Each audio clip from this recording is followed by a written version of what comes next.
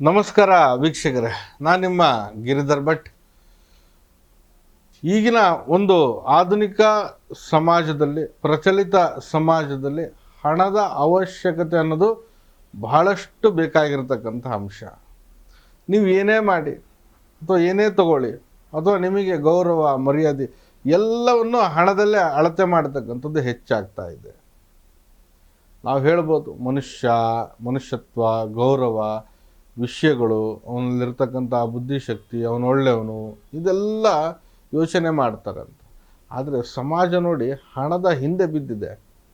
ಆರ್ಥಿಕವಾಗಿ ನೀವು ಸುಭಿಕ್ಷರಾಗಿ ಏನೇ ಹೇಳಿದ್ರೂ ಸಹ ನಿಮ್ಮ ಮಾತು ಮುನ್ನೆಲೆಗೆ ಬರುತ್ತೆ. ಅದೇ ನೀವು ಹಣಕಾಸಿನಲ್ಲಿ ಟೋಟಲ್ಲಾಗಿ ಸಂಪೂರ್ಣ ಸಾಲನೋ ಸೂಲನೋ ಅಥವಾ ಹಣಕಾಸಿನಲ್ಲಿ ಯಾವುದೇ ರೀತಿ ಏಳಿಗೆ ಆಗಿಲ್ಲ ಅಂದರೆ ನಿಮ್ಮನ್ನು ನೋಡುವಂತಹ ಜನಗಳು ಒಂದು ರೀತಿಯಲ್ಲಿ ನೋಡಿಬಿಡ್ತಾರೆ. ಇಲ್ಲಿ ವಿಷಯ ಏನಂತಂದರೆ, ಹಣದ ಬಿಕ್ಕಟ್ಟು ಅಥವಾ ಆರ್ಥಿಕವಾದಂತಹ ಬಿಕ್ಕಟ್ಟುಗಳನ್ನು ಬಹಳಷ್ಟು ಜನ ಅನುಭವಿಸ್ತಾ ಇರ್ತಾರೆ. ಪದೇ ಪದೇ ಹಣಕಾಸಿನ ವಿಷಯ ಹೇಳ್ತಾನೆ ಇರ್ತೇವೆ. ಏನಕ್ಕಂದರೆ ಅದು ಪ್ರಚಲಿತವಾದಂತಹ ಜ್ವಲಂತವಾಗಿರ್ತಕ್ಕಂಥ ಸಮಸ್ಯೆ. ಯಾವುದೇ ಸ್ವರೂಪ ಇರ್ಬೋದು ಹಣಕಾಸಿನ ಬಿಕ್ಕಟ್ಟು. ತಾನು ಕೆಲಸ ಮಾಡಿದ್ದಕ್ಕೆ ಪೂರ್ಣ ಪ್ರಮಾಣದ ಹಣ ಸಿಗದೆ ಹತಾಶದಾಯಕರಾಗಿದ್ದರೆ, ಅಥವಾ ಸಾಲದಂತಹ ಒಂದು ಪೀಡನೆಗೆ ಒಳಗಾಗಿದ್ದರೆ, ಅಥವಾ ಅನಗತ್ಯವಾದಂತಹ ಖರ್ಚುಗಳು ಹೆಚ್ಚಾಗಿ ಮನೆಯಲ್ಲಿ ಹಣಕಾಸು ಉಳಿತಾಯ ಆಗದೆ ಇರತಕ್ಕಂಥ ಸ್ಥಿತಿ, ಅಥವಾ ಏನೋ ಒಂದು ದುಡ್ಕೊಂಬರ್ತೀವಿ ಕಷ್ಟಪಟ್ಟು, ಆದರೆ ಯಾವುದಾದ್ರೂ ಒಂದು ಸ್ವರೂಪವಾಗಿ ಹಠಾತ್ತನೆ ಬರ್ತಕ್ಕಂತಹ ಕೆಲವು ಸಮಸ್ಯೆಗಳಿಂದ ಹಣಕಾಸು ಪೋಲಾಗ್ತಕ್ಕಂಥದ್ದು, ಖರ್ಚಾಗೋದು, ಅಥವಾ ಯಾರನ್ನೋ ನಂಬಿ ದುಡ್ಡು ಕೊಟ್ಟು ಮೋಸ ಹೋಗ್ಬೋದು. ಏನೇ ಇರಲಿ, ಕಾರಣಗಳು ಸಾವಿರಾರು ಸ್ವರೂಪವಾಗಿ ಬರುತ್ತೆ. ಭಾಳಷ್ಟು ಜನಕ್ಕೆ ಒಂದು ಆಸೆ ಇರ್ತದೆ, ತಾನು ದುಡಿದು ತಾನೊಂದು ಮನೆ ಕಟ್ಟಬೇಕು, ತಾನೊಂದು ಸೈಟ್ ತಗೊಳ್ಬೇಕು, ತಾನೊಂದು ಜಮೀನು ಮಾಡಬೇಕು, ನೆಮ್ಮದಿಯಾಗಿ ಜೀವನ ಮಾಡಬೇಕು, ಏನಾದರೂ ಒಂದು ಮಾಡಬೇಕು ಸಾಧನೆ ಅನ್ನೋ ರೀತಿಯಲ್ಲಿ. ಅದು ಅವನ ವೈಯಕ್ತಿಕವಾಗಿ ಅವನ ಮನಸ್ಸಲ್ಲಿರ್ತಕ್ಕಂಥ ಒಂದು ಸಾಧನೆ ಅದು. ಆದರೆ ಬೇಕಾಗಿರ್ತಕ್ಕಂಥದ್ದು, ಅಲ್ಲಿ ಅವಶ್ಯಕತೆ ಇರತಕ್ಕಂಥ ಸಾಮಗ್ರಿ ಅಂದರೆ ಹಣ.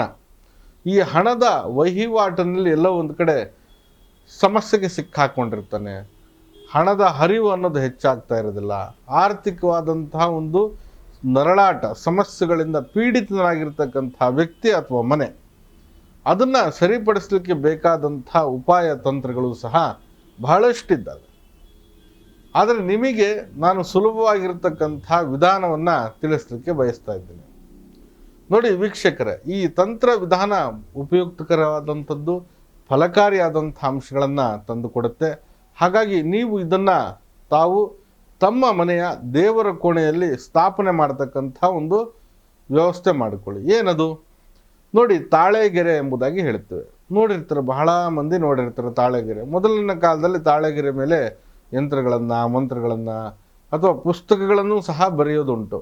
ತಾಳೆಗೆರೆ ಮೇಲೆ ಬರೆದಿರ್ತಕ್ಕಂಥ ಪುಸ್ತಕಗಳನ್ನೇ ಈ ದಿನ ಬೇರೆ ರೂಪದಲ್ಲಿ ಹಾಳೆಗಳಲ್ಲಿ ಬರೆಯುವಂಥ ರೂಢಿ. ಯಾಕಂದರೆ ಆ ಹಳೆ ಕಾಲದಲ್ಲಿದ್ದಂಥ ಒಂದು ಪದ್ಧತಿ. ತಾಳೆಗೆರೆ ಅನ್ನೋದ್ರೆ ಆಗಿನ ಕಾಲದಲ್ಲಿ ಒಂದು ಪುಸ್ತಕ. ಆದರೆ ವಿಶೇಷವಾಗಿ ತಾಳೆಗೆರೆಯಲ್ಲಿ ಬರೆಯುವಂಥದ್ದೇನಿದೆ, ಅದು ಶಕ್ತಿ ಸಂಚಲನ ಮಾಡುತ್ತೆ, ಧನಾತ್ಮಕವಾದಂತಹ ಸ್ವೀಕಾರಗಳನ್ನು ಅದು ಪಡೆದುಕೊಳ್ಳುತ್ತೆ. ಹಾಗೆ ನಮ್ಮ ಇಷ್ಟಾರ್ಥ ಅಂದರೆ ಏನೋ ಒಂದು ಹಣಕಾಸಿನ ಜ್ವಲಂತ ಸಮಸ್ಯೆಯಲ್ಲಿದ್ದೇವೆ, ಆ ಸಮಸ್ಯೆಯ ಸ್ವರೂಪವಾಗಿ ಈ ತಂತ್ರಗಾರಿಕೆ ಏನಿದೆ, ತಾಳೆಗೆರೆ ಮೇಲೆ ಬರೆಯುವಂಥ ಒಂದು ಯಂತ್ರಗಳಾಗಿರ್ಬೋದು, ಅದು ಹಣವನ್ನು ಸೆಳೆಯುತ್ತೆ. ಒಂದು ರೀತಿಯಲ್ಲಿ ಇದು ಮ್ಯಾಗ್ನೆಟ್ ಥರ ವರ್ತನೆ ಮಾಡುತ್ತೆ, ಉಕ್ಕು. ಇದು ಏನಂತಂದರೆ, ನಿಮ್ಮ ಬರುವಂಥ ಹಣ ಅಥವಾ ಕೆಲಸ ಮಾಡಿರ್ತಕ್ಕಂಥ ಹಣ, ಹಾಗೆ ಆ ಹಣದ ಸಮಸ್ಯೆ ಬರದಿರೋ ಹಾಗೆ ಆ ಮನೆಯಲ್ಲಿ ಸದಾಕಾಲ ಲಕ್ಷ್ಮಿ, ಹಣ ಶಾಶ್ವತವಾಗಿ ನೆಲೆ ಆಗಬೇಕು. ಆ ನಿಟ್ಟಿನಲ್ಲಿ ಇದು ಕೆಲಸ ಮಾಡಲಿಕ್ಕೆ ಸಕ್ಷಮವಾಗಿರ್ತಕ್ಕಂಥ ಒಂದು ಅಂಶ ಈ ತಾಳೆಗೆರೆಯಲ್ಲಿ ಬರೆಯುವಂಥ ಒಂದು ಯಂತ್ರ ಸ್ವರೂಪ ಬಹಳ ಸುಲಭವಾಗಿರ್ತಕ್ಕಂಥದ್ದು. ಕನ್ನಡ ಅಂಕಿಯಲ್ಲೇ ಬರೆಯುವಂಥ ಒಂದು ವ್ಯವಸ್ಥೆ ಮಾಡಿ, ಇದು ನಿಮಗೆ ಬಹಳಷ್ಟು ದಾರಿ, ಹಾಗೆ ಒಳ್ಳೆಯ ರೀತಿಯಾದಂತಹ ಫಲಿತಾಂಶ ಕೊಡುತ್ತೆ. ಇಂಗ್ಲೀಷ್ ಅಂಕೆಗಳು ಬೇಡ, ಆದಷ್ಟು ಕನ್ನಡ ಅಂಕಿಯಲ್ಲೇ ಯಂತ್ರಗಳನ್ನು ಬರೆಯೋದು ಬಹಳ ಒಳ್ಳೆಯದು ಅನ್ನೋದು ನನ್ನ ಒಂದು ಅಭಿಪ್ರಾಯ. ನೋಡಿ, ಈ ತಾಳೆಗೆರೆ ಮೇಲೆ ತಾವು ಕಪ್ಪು ಶಾಯಿ ಅಥವಾ ಕಪ್ಪು ಮಸಿ, ಈ ಕಪ್ಪು ಮಸಿ ಇದ್ದಲನ್ನು ಮಾಡಿಕೊಂಡು ಅದರಲ್ಲಿ ಸ್ವಲ್ಪ ಎಣ್ಣೆ ಮಿಕ್ಸ್ ಮಾಡಿ ಆ ಕಪ್ಪು ಮಸಿಯನ್ನು ತೆಗೆದುಕೊಂಡು ಆ ಒಂದು ಯಂತ್ರವನ್ನು ಬರೆಯಿರಿ. ಯಂತ್ರ ಸ್ವರೂಪ ನೋಡಿ, ಅಡ್ಡವಾಗಿ 4 ಕಾಲಮ್, ಉದ್ದವಾಗಿ 4 ಕಾಲಮ್. ಈ ಯಂತ್ರ ಸ್ಥಿತಿ ಹೀಗಿರುತ್ತೆ. ಮೇಲ್ಭಾಗದ ಅಡ್ಡವಾಗಿರ್ತಕ್ಕಂತಹ ಕಾಲಮ್ನಲ್ಲಿ 73 82 2 7. ತದನಂತರ ಕಾಲಮ್ನಲ್ಲಿ 6 3 77 76. ತದನಂತರವಾಗಿ 79 74 8 1. ಅದಾದ ನಂತರ 4 45 75 ಹಾಗೆ 74. ಈ ರೀತಿಯಾಗಿರ್ತಕ್ಕಂತಹ ಕನ್ನಡ ಅಂಕಿಯಲ್ಲಿ ಕಪ್ಪು ಶಾಯಿಯ ಮೂಲಕ ಇದನ್ನು ತಾಳೆಗೆರೆ ಮೇಲೆ ಬರೆದು ತಮ್ಮ ದೇವರ ಕೋಣೆಯಲ್ಲಿಡಿ. ಮನೆ ದೇವರ ಕೋಣೆ, ಕೆಲವೊಬ್ಬರು ಮನೇಲಿ ದೇವರ ಕೋಣೆ ಇರೋದಿಲ್ಲ, ಹಾಗಾಗಿ ತಾವೇನು ದೇವರದೊಂದು ಸ್ಟ್ಯಾಂಡ್ ಥರ ಮಾಡಿರ್ತೀರ ಅಥವಾ ಜಗಲಿ ಎಂಬುದಾಗಿ ಹೇಳ್ತಾ ಇರ್ತಾರೆ. ಈ ಒಂದು ಸ್ಥಳದಲ್ಲಿ ಅಥವಾ ನಿಮ್ಮ ಕಬೋರ್ಡ್ನಲ್ಲಿ ಶುದ್ಧವಾಗಿರ್ತಕ್ಕಂಥ ಸ್ಥಳವನ್ನು ಹುಡುಕಿಕೊಂಡು ಆ ಜಾಗದಲ್ಲಿ ಇದನ್ನು ಸ್ಥಾಪನೆ ಮಾಡಿ ಪ್ರತಿನಿತ್ಯ ಏನು ತಾವು ತಮ್ಮ ಮನೆಯಲ್ಲಿ ಪೂಜೆಗಳನ್ನು ಮಾಡ್ತಾ ಇರ್ತೀರ, ಪೂಜಾದಿಗಳನ್ನು ನೈವೇದ್ಯಾದಿಗಳನ್ನು ಯಾವ ರೀತಿಯಲ್ಲಿ ಯಥಾ ಪ್ರಮಾಣ ಮಾಡ್ಕೊಂಡು ಹೋಗಿರ್ತೀರ, ಅದರ ಜೊತೆಗೆ ಈ ತಾಳೆಗೆರೆ ಮೇಲೆ ಬರೆದಿರ್ತಕ್ಕಂಥ ಯಂತ್ರವನ್ನು ಸಹ ಇಟ್ಟು ತಮ್ಮ ಪೂಜೆಯನ್ನು ತಾವು ನೆರವೇರಿಸ್ಕೊಡಿ. ಇದಕ್ಕೇನು ವಿಶೇಷವಾಗಿ ಇಂಥದ್ದೇ ಪದ್ಧತಿ ಮಾಡಬೇಕನ್ನೋದು ಎಂಥದ್ದು ಇಲ್ಲ. ಏನು ದೇವರ ಕೋಣೆಯಲ್ಲಿ ಪೂಜಾದಿಗಳಿದ್ದಾವೆ ಅದರ ಜೊತೆಗೆ ಇದು ಸಹ ನಡೆಯುತ್ತೆ. ಇದು ನಿಮ್ಮ ಮನೆಯಲ್ಲಿರ್ತಕ್ಕಂಥ ಧನದಾರಿದ್ರ್ಯವನ್ನು ಸರಿಪಡಿಸುತ್ತೆ. ಆರ್ಥಿಕವಾದಂಥ ಋಣಗಳೇನಾದರೂ ಸಮಸ್ಯೆದಲ್ಲಿದ್ದರೆ ಸರಿಪಡಿಸುತ್ತೆ. ಹಾಗೆ ಹಣಕಾಸಿನ ಹರಿವು ಹೆಚ್ಚಾಗುತ್ತೆ. ಹಣದ ಸಮಸ್ಯೆಗಳಿಂದ ತಾವು ಪಾರಾಗ್ತೀರ. ತಮ್ಮ ಮನೆಯಲ್ಲಿರ್ತಕ್ಕಂಥ ಆರ್ಥಿಕವಾದಂಥ ಬಿಕ್ಕಟ್ಟುಗಳು ಅಥವಾ ಏನೋ ಒಂದು ರೀತಿಯಲ್ಲಿ ಸದಾಕಾಲ ದುಡ್ಡು ದುಡ್ಡು ದುಡ್ಡು ಅಂತ ಹೇಳಿ ಪರಿತಪಿಸ್ತಾ ಇರ್ತೀರ, ಸಾಲ ತೊಗೊಂಡಿರ್ತೀರ, ಕೊಟ್ಟಿರ್ತೀರ, ಏನೋ ಒಂದಾಗಿರಲಿ, ಅದು ಅವೆಲ್ಲವನ್ನೂ ಸಹ ಸರಿಪಡಿಸ್ತಕ್ಕಂಥ ಒಂದು ಗುಣಧರ್ಮ ಈ ತಾಳೆಗೆರೆಯ ಯಂತ್ರದಲ್ಲಿದೆ. ಹಾಗಾಗಿ ತಾವು ಇದನ್ನು ಖಂಡಿತವಾಗಿ ಮಾಡಿ ನೋಡಿ. ಇದರ ಫಲಕಾರಿಯಾದಂಥ ಅಂಶಗಳು ಪ್ರತ್ಯಕ್ಷಕರಾಗಿದೆ.